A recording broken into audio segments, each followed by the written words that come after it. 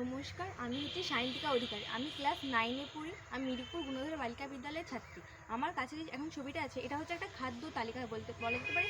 এখানে কিছু কিছু হেলদি খাবার আছে, যেমন হচ্ছে কি দুধ, বিভিন্ন ফল, শাকসবজি, আর কিছু কিছু অস্বাস্থ্যকর খাবারের ছবিও আছে, যেমন কোল্ড ড্রিঙ্কস, তারপরে এখানে ভেলপুরি, চা, বিভিন্ন ধরনের অস্বাস্থ্যকর খাবারও আছে। এখানে আমি বলতে চাইছি, এখনকার বাচ্চারা বেশি অস্বাস্থ্যকর খাবারগুলোকে বেশি পছন্দ করে, যেমন জাঙ্ক ফুড, ফাস্ট ফুড। কেউ হেলদি খাবার খেতেই চায় না। আর হেলদি খাবার যদি না খায়, তাদের শরীর ভালো থাকবে না। তাই আমি বলতে চাই, হেলদি খাবার যাতে খাক, সেই বিষয় নিয়ে বাচ্চারা এটাকে দেখে, এটাকে একটা খেলা, লুডোর খেলা হিসেবে তারা যখন এই খেলাটাকে খেলবে, তখন তারা বুঝতে পারবে যে সত্যি তাদের এখানে একটা ধারণা আসবে যে কোনটা ভালো খাবার, কোনটা খারাপ খাবার, এমনকি কোনটা খেলে তাদের শরীর ভালো থাকবে।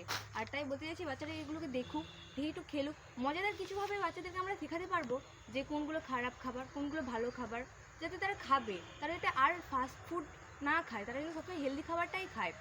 তাই আমি বলবো, বাচ্চাদেরকে এখন যেন যেভাবে বাচ্চারা বেশি অস্বাস্থ্যকর খাবারগুলোকে পছন্দ করছে, তারা যেন ওগুলোকে ছেড়ে দিতে বাধ্য হয়, যেন তারা একটু নিজের শরীরের দিকে নজর দেয়। কারণ বাচ্চা বয়স থেকে নিজেদের শরীরের মধ্যে এত পরিমাণে রোগ যদি তারা ভর্তি করে দেয়, তাহলে আর তাদের এই শরীরটা একদম দুর্বল হয়ে পড়বে। তাই নিজেদের শরীরের দিকে চিন্তা করে, নিজেদের পড়াশোনাকে মাথায় রেখে, নিজেদের সব কিছুকে ভেবে তারা যাতে এখন এই খাবারগুলো ছেড়ে দেয় এবং তারা যদি কিছু ভালো ফলমূল বা শাকসবজিগুলো খায়।